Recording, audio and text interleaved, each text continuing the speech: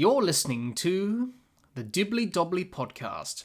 Remember to like, share, comment, subscribe, and click the bell to make sure you get the latest episodes of the podcast. Be sure to like and share our Facebook page and follow us on Twitter and on Instagram. So, Jim, as I do with all my guests that I've interviewed on the podcast, I like to take them back to when they first got into cricket, and it's been very fascinating listening to people's memories on how they started to get into cricket. So, Jim, let's go back to the very beginning. Growing up, I know that's a long time ago. Time flies. What were your earliest memories of watching, playing, and even going to the cricket? And who were some of the cricketing idols that you looked up to growing up? Well, it was my father who introduced me to the game. He used to play every Saturday in the city and suburban competition, as they called it to this day in Sydney. He played with a very famous old club called Zingari, which is an Italian gypsy term for the Wanderers. And they started originally in England a long, long time ago. They'd have to have been one of the oldest cricket clubs in the world, and they started in Australia in the 1880s. They were actually a team that existed as an entity in Sydney cricket before grade cricket started. So a long history. Anyway, he used to play every Saturday. He used to bat and bowl to me as I was growing up in the backyard. I used to play out on the street with the kids and everything else. And he was also a member of the Sydney Cricket Ground, so I used to go out with him from about the age of 7 or 8. I spent most of those early years just picking up soft drink bottles that were empty and getting threepence for each one. 4 threepences got you a shilling, which was a fresh bottle. So I sort of vaguely remembered doing that before I started to actually watch the cricket, and that would have been late 50s. My earliest memory of watching players and thinking, that's Norman O'Neill, that's Richie Benaud, was probably late 50s, early 60s at Sheffield Shield. We didn't have a lot to watch in those days because there were seasons where there were no visiting teams. And it was nothing like the proliferation of matches that you see today. I mean, really, if you wanted to watch cricket every week in most major cities in Australia, you had to go and watch Premier Cricket, District Cricket. And I did that once or twice. But yeah, it was mainly Shield cricket that I used to go along to. And there would have been 4 matches a season in those days. There was no Tasmania going back into the early 60s. And I used to sit with a scorebook so that I would concentrate on what was going on. I had a big, one of those big scorebooks. And I had a friend I went to school with, Tim Cohn, and we used to sit up somewhere in the members, sitting there all day, scoring and talking and watching people come and go. The selectors were just over there to my left in front of the ABC box up in the Noble stand. There was a bit of activity, sometimes a bit of atmosphere when the Hill got its mob out there yelling at the players sometimes when they thought the game was a bit slow. It wasn't big until we had the occasional test match, and that's when the ground filled up. But that might be once a year, every other year. So it took a long while for there to be regular quality cricket. I think the coming of 50-over cricket probably helped. Interstate, that was mid-late 60s. So, that was the formative experience of being involved with the cricket other than playing it at school, which I did from about the age of 10 or 11, when I got a hankering for it, and it steadily improved from there until the end of my days at school. But everything in those days was fairly unofficial, unorganised. I mean, we didn't even have television at home other than on the school holidays. We had the radio. We listened to the radio a lot. The idea of doing things was probably going to the circus, maybe going to, when I was very young, pantomime or something like that. Having a milkshake was a big experience if you could find one. Um, so we were self-sufficient. I used to pick the passion fruit off the vine at the back of the house and try and sell passion fruit milkshakes, but I wasn't very successful, so I normally ended up drinking them all. Uh, I used to ride on the truck with the milkman every now and then, and he'd give me a thing of flavoured milk as a reward for helping him deliver the milk at about 6 o'clock in the morning. Yeah, they were very simple. You could say naive, but we didn't know anything else in those days, and we just went about the business of having fun and going to school. The simple pleasures of life. There were very few cars around, so you could play on the street, and we used to play football, cricket, up and down the street because we didn't have to worry about smashing the window of many cars. If there were cars around, we'd move off and play somewhere else or go down the park.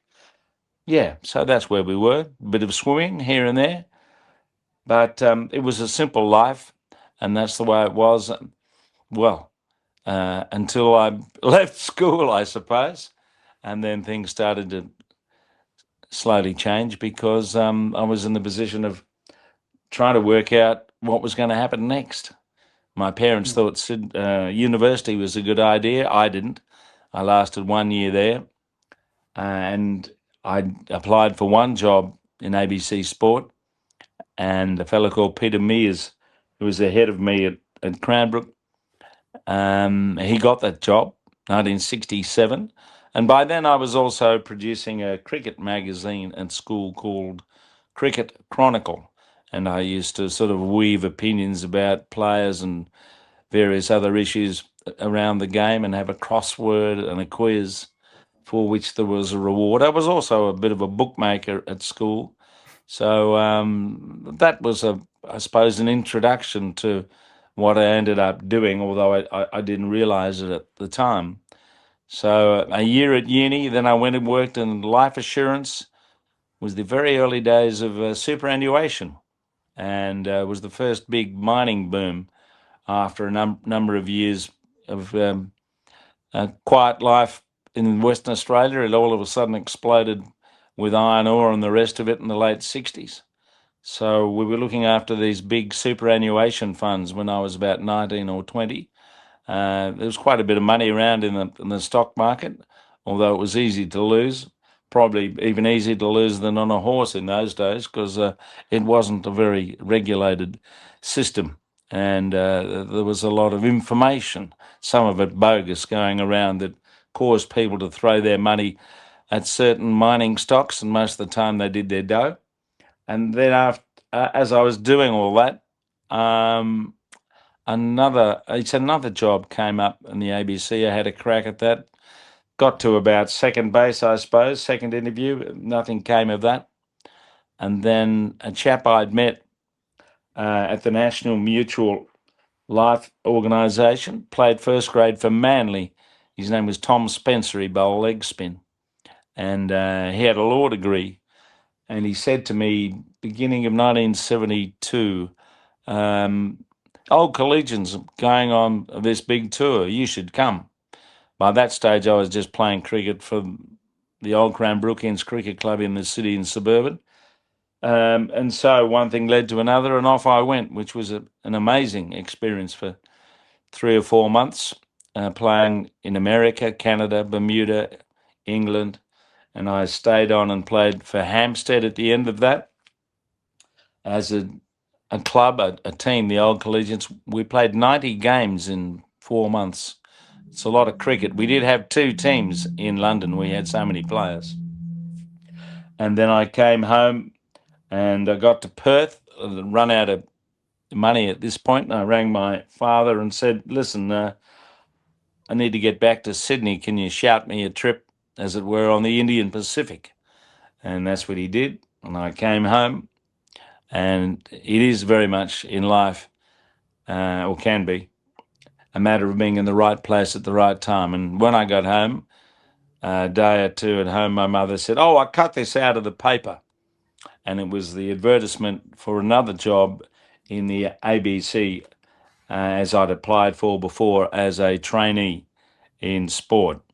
So I went through the process and eventually got down to the last couple, as I later found out, and I had to do an audition at the Sydney Cricket Ground, calling cricket into a tape recorder at the back of the Noble stand.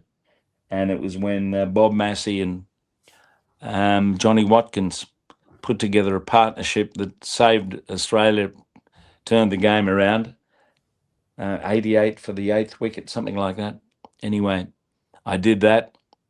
And then, having gone through all these processes, on April the 6th, 1973, I started work in the ABC as a specialist trainee sport. So that was the beginning of it all.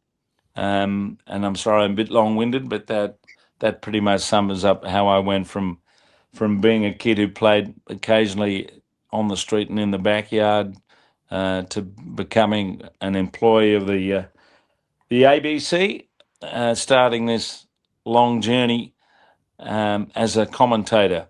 And within 6 months, I was on the air doing Shield cricket, and New Zealand playing New South Wales is a game I do remember.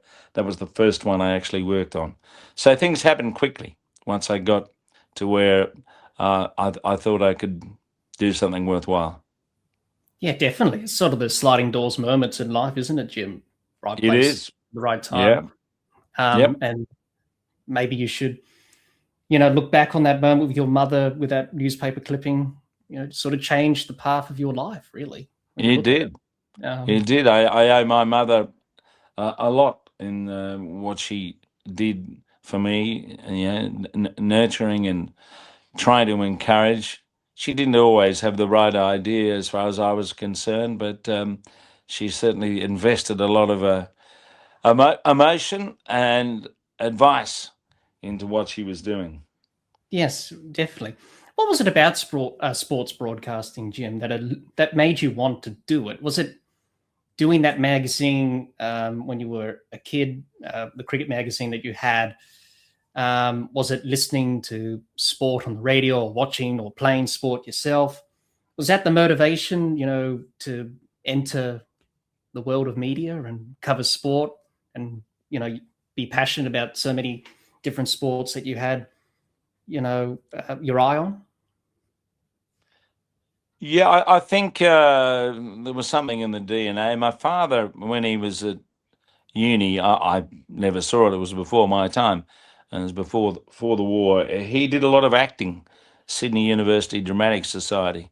So perhaps there was something there, and given their very strong academic and my father's case classical background, there was quite a bit of word power going around the table, and perhaps somehow that influenced me, and I got this passion for playing the game of cricket, but also thinking as I eventually got to a point of working out what I could do, that perhaps the business, the business of just doing cricket commentary, of trying to do it, of trying to come up with a variety of diction language that made it all work, was enticing. Was really what kept me going, and I never really thought until it happened that I'd get that opportunity, because it's a pretty small world out there. But yeah, I'd like to think there was a fair bit of educational background to it all through what my parents had achieved. And I picked up something. Going to school wasn't a complete waste of time, as it turned out. So slowly, this sort of dribbled through the brain as I sat there and watched what others did, particularly McGilvray, and tried to work out a style around their technique. And it was it's a very gradual process to get confident enough to sit there using some imagination and just doing the formality of it all, which was hugely reinforced in us as young broadcasters. It was all about the discipline of giving the score, describing the game, using your expert. There wasn't much room for personality. That wasn't considered important. So it was a bit stiff and formal, to be honest, the early part of it. And I like to think that as I sit here now talking about it, it was a wonderful background to have to what eventually occurred. But it's a long gestation period of an elephant and the rest of it. I think it takes a long time to perfect a technique that you're confident with, particularly if you're doing something with people who are much better accomplished, much more accomplished than I am at playing the game that I enjoyed so much. So you had to be respectful. Lindsay Hassett sitting there, and who was this bloke? Jim Maxwell. Who's he? Anyway, it took a while. It took quite a while, really, to develop a technique, style that got me to a position where I was confident enough to be doing the job well, and that actually probably took a lot longer than I can remember. Now that I'm thinking back, and it's over 50 years. Yes. I reckon it took at least 20 before I could consider that I had the hang of it. So yeah, and I was doing other sports as well because that was the requirement. You didn't just have a job as a commentator for one sport.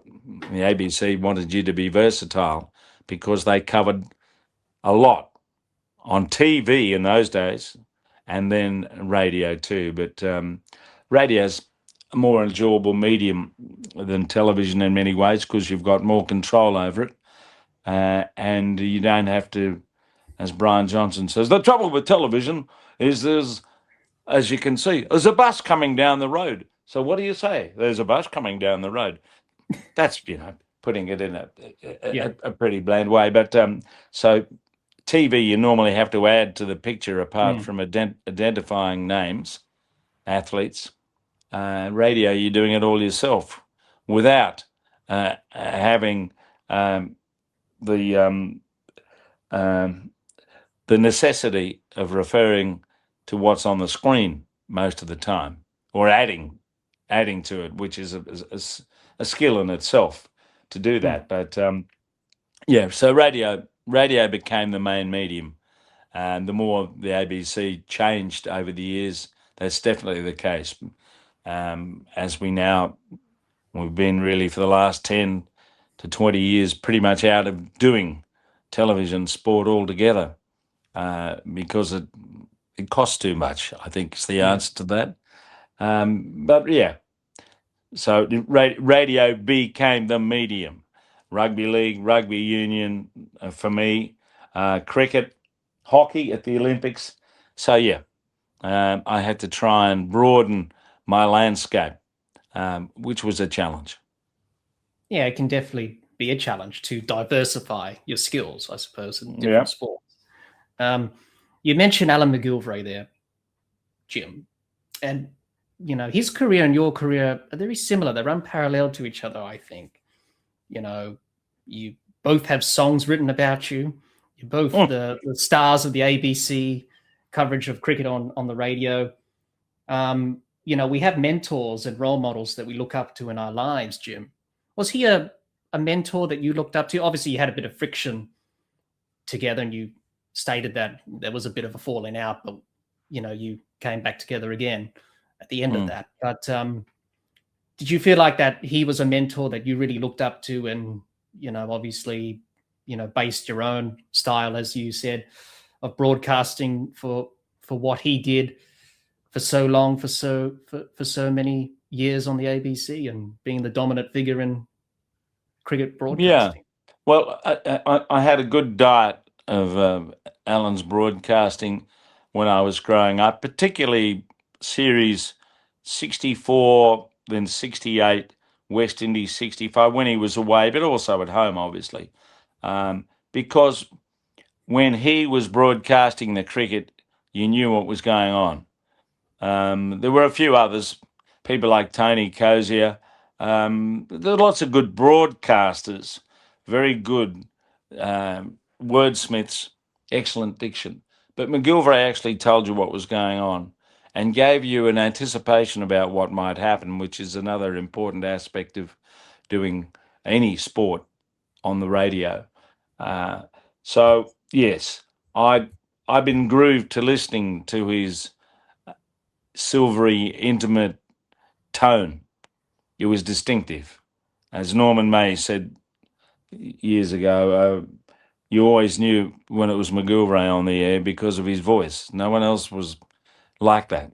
And that's an important trait for a broadcaster to have a distinctive voice. So when I started working at the ABC as a trainee, my thing was to sit behind and watch the game through his eyes as he was broadcasting. I learnt more from him about the technique of broadcasting than anyone else. He was the mentor. Yeah, he was the biggest influence on what I did, and then I tried to, as he said, when he had a comment or two to make, if you're able to draw it out of him. He was fairly pithy when it came to advice, but he said, "Copy technique, make your own style," to put it simply. So that's what I did, and I'm still trying to get it right. Actually, every now and then, Yeah. there's always ways you can improve. So yeah, but he was the influence, definitely. Yes, absolutely. Probably more of an influence off the field, Jim, because he liked to have a drink or two. He was a good social beast, yes. He'd been brought up in his father's shoe business. So I think being a salesman as he was before the war, his life would have been a little like that of a journalist who starts early, gets the story, it's all printed, whatever, and gone and dusted by lunchtime. So what do you do next? Well, in his day, they used to go down the pub and have a couple of drinks, maybe have a smoke or two. He enjoyed a fag, and this carried over into the latter stages of his life. Yes, this was a way of life, particularly in ABC Sport. There was always an opportunity to chew the fat down at the pub. And we were encouraged to do exactly that. As McGilvray always said, you'll never learn anything unless you're a good listener. Yeah, that's So true. the youngsters used to follow the older blokes down to the Strand Hotel most days of the week, Monday to Friday, and listen. And they carried on at other times in other places.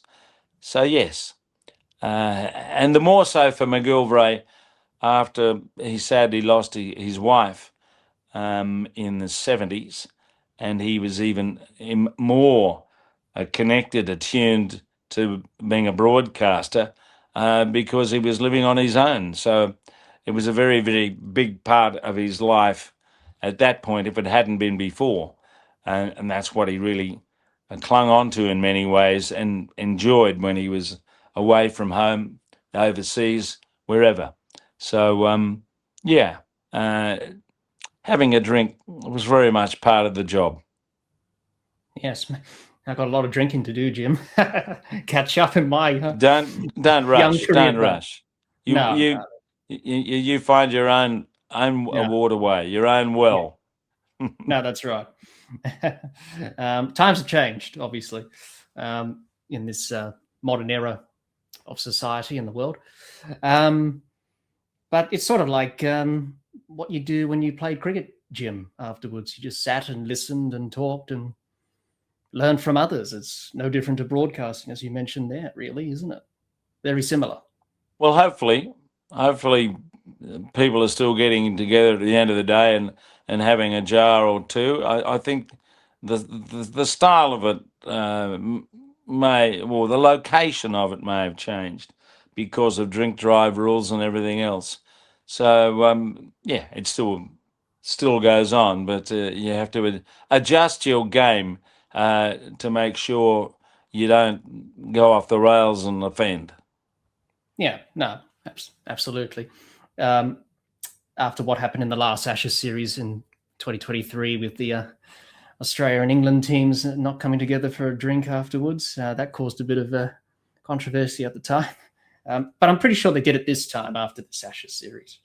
I think so. I think they did, yes. Yep. Yes.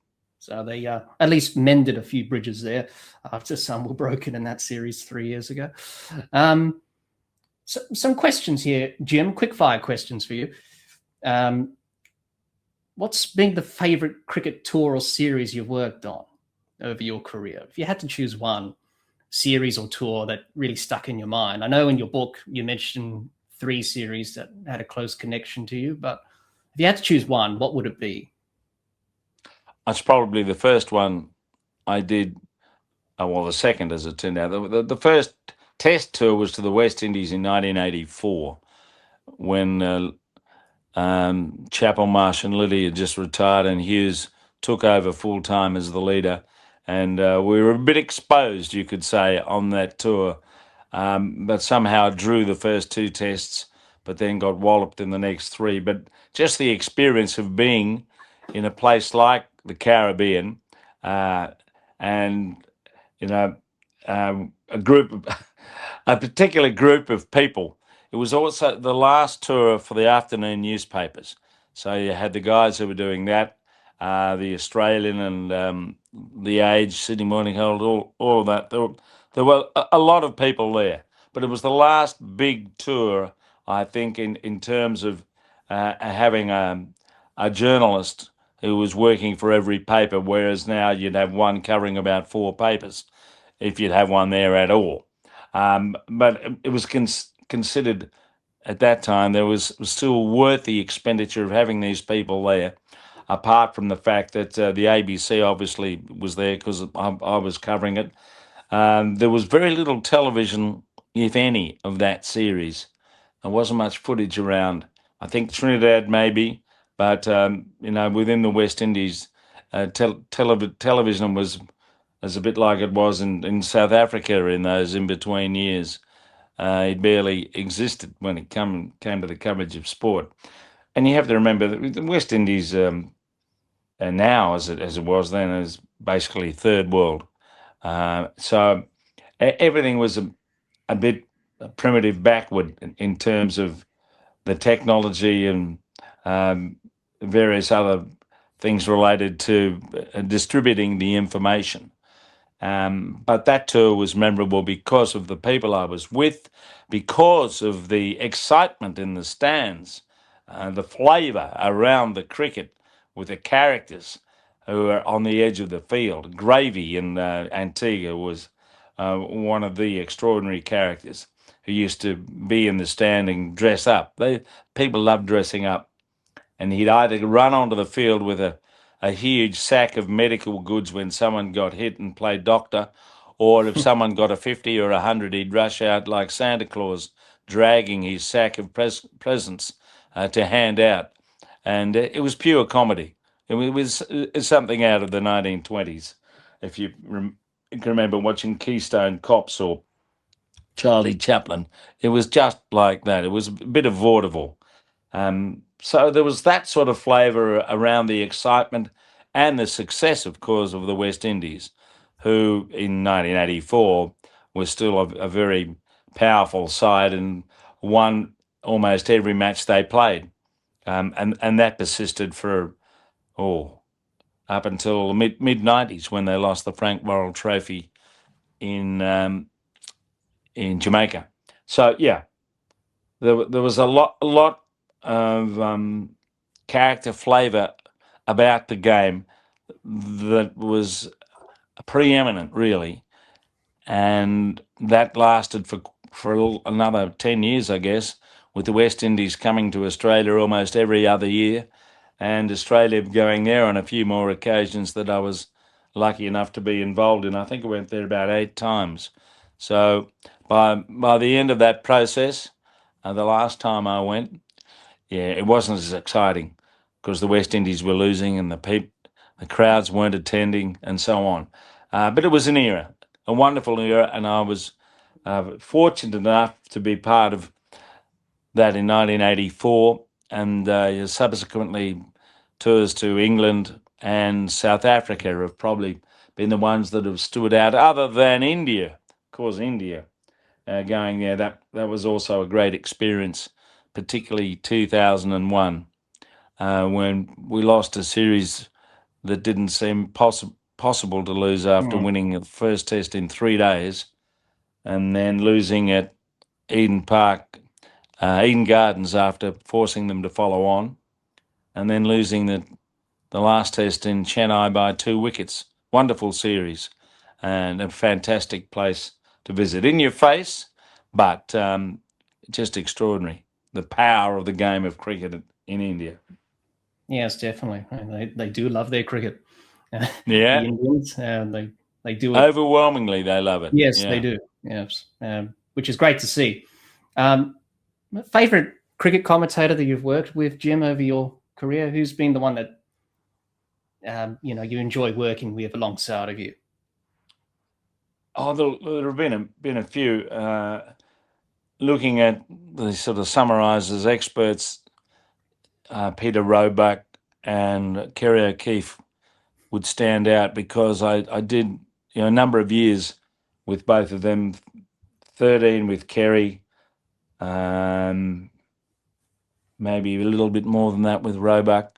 I mean, there've been other outstanding experts around me, but some of them have been a bit fleeting in their comings and goings. But ball by ball, Jonathan Agnew, Chris Martin Jenkins, Tony Cozier, Fazir Muhammad from the West Indies, Harsha Bogle from India, Gerald de Kock, Neil Manthorpe from South Africa, Brian Waddle from New Zealand. Where else am I going? There's a cavalcade there, a cavalcade of people. And, more recently, I'd have to say that in terms of the energy and laughter in the commentary box, the group I'm now working with Darren Lehman, Jason Gillespie, Stuart Clark, and we had Phil Tufnell this year, and now Corbin Middlemass, Ben Cameron as the producer, Ali Mitchell. That's as happy a group as I've ever worked with on radio. Tremendous, but I've left a lot of names out there. But there have been a lot of them over a period of time. Yes, there has been. It's like picking your favorite child, Jim. You can't decide. But Agnew, is one of the longest sort of relationships I've had with over 25, 30 years, at least 35 years, to the point where I've stayed with him and I've just done this angel flight thing to raise money for charity for a good cause, flying around with him. So that's been an experience. And you're always meeting people with cricket. That's what I enjoy about it. And the more varied you can make the tours, the more interesting it becomes. Yes, definitely. Favorite cricketer that you've watched in your time? I know there's so many there over so many different decades and eras, but if you had to choose one that really stood out in that time. Yeah, well, Shane Warne stands out because he was a freak. I mean, we've had 2 freaks in our cricket history, Bradman and Warne. Warne could do things that no other bowler, certainly spin bowler, has been able to do. As great as O'Reilly and Grimmett must have been, and Richie Benaud in his heyday. I mean, Warne, it's on another level completely. And I enjoyed being a commentator when he was at his peak, as were a number of other famous Australian players. Glenn McGrath at the other end. I think in tandem, the game probably hasn't had as good a pair of bowlers as those two. If you're looking for bowlers to absolutely suffocate the opposition into submission, they're the two. They're the two, definitely. And around them, I mentioned Ponting. There's been the War brothers. There have been so many good players. The Chappells going way back. And elsewhere, well, it's probably Tendulkar and Lara who stand out. I reckon that Lara was a genius. He could play 3 shots to the same ball. Tendulkar maybe 2. So there's not much between them, but Lara was a bit more attractive to watch, particularly when he was going as he did in 1999 and turned the series around completely in the Caribbean to the point that Shane Warne was dropped, so that they could get something different like Colin Miller bowling to him rather than having McGill and Warne. But yeah, but I've also enjoyed and enjoying more and more as I can see his career coming to an end now as Steve Smith. And not just because of the extraordinary Inspector Gadget movement in the field with his bat, but I think of all the players I've seen, have to be as close to Bradman as anyone in the way that he manoeuvred the ball and still does. And he can actually bash it over the fence. But in Test cricket, where you've got to take a little bit more time to ensure that you don't get out ridiculously, at his best, yeah, Steve Smith's in a place of his own, quite extraordinary. And you start to think in terms of, I've got to watch this more closely because I won't get more than another year or two now. So that's where you get to with very good players. The other one, of course, growing up was Sobers. I don't think there's been a better all-round cricketer. Jacques Kallis was very good, but nothing like Sobers. Sobers could bat better than anyone when he was on, and he could take the new ball. He could bowl wrist spin, leg spin, and all these fellas I'm talking about, like Smith and Sobers, the other thing they could do was catch. Oh, they're fielding. So yes, I'm sure I've left one or two out. Harvey and O'Neill going back, Benno Davidson, all the great New South Wales players I recall when they won the Sheffield Shield 9 years in a row. And that was a fantastic side. And it's no wonder that New South Wales have been the dominant state in Australia's cricket for so long. And that continues to a large extent when we look now at the quartet of bowlers who've dominated Australian cricket in recent years with Lyon, Stark, Cummins and Hazelwood. So, yeah, as I say, I'm sure I'm leaving players out. There have been lots of good ones. I think you've pretty much covered it, Jim. I think there's so many to choose from because they're all good in some way. But the ones you listed there were very good in their own right. Final one, Jim. Favorite ground that you've had the privilege of commentating at? I think we know the answer to this one, but... Well, just because of the lengthy connection, the Sydney Cricket Ground's high on the list. I mean, it's also a place where when I got married for a second time, we had the wedding at the SCG. And I've spent a lot of time in various forms up in a commentary box. I've played on the ground on a number of occasions. And yeah, it's special. It's special because all the ghosts, the spirits of the game are there. It's the only ground in Australia that still has the dressing rooms that were original. So you can go in there and, actually feel the ghosts of Bradman in the Australian room and W.G. Grace, whoever in the other room. And yeah, it's a very spiritual place, the SCG, even though a lot of the ground has changed.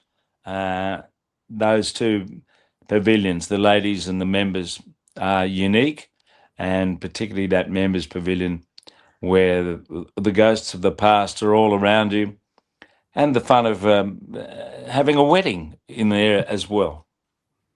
Oh, that's a good place. Plus, I Good should venue. say, I've spent time there in dressing rooms while games are on of cricket, rugby league, and rugby union. So I've come to know the place pretty well. Yes, that spiritual connection is It's just very that bond strong. is very strong, as you mentioned there, Jim. Before we move on to our next part of this discussion, Jim, you've achieved so much in your career, and you have moments like this to reflect and look back on a long career.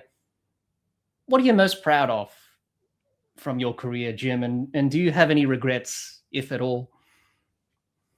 No, I don't. If I have any, I'm not talking about them because I'm trying to be positive. Maxwell motto, Reveresco, I rise up, I go on. So you've got to operate on that basis. A few disappointing things have happened along the way, but I think I'm proud of the fact that I'm doing something that brings joy to other people. Or so it would seem most of the time, by telling them about the game, by lending a bit of humanity here and there to the whole notion of sport and where it resides in our lives, and trying to bring that humanity to the wider audience who are sustained by listening to a broadcast of a contest of something that's buried deep in our culture, and that we all get nourishment from because of the way Australia plays, the humility to a large extent of those that play the game, the generosity of spirit.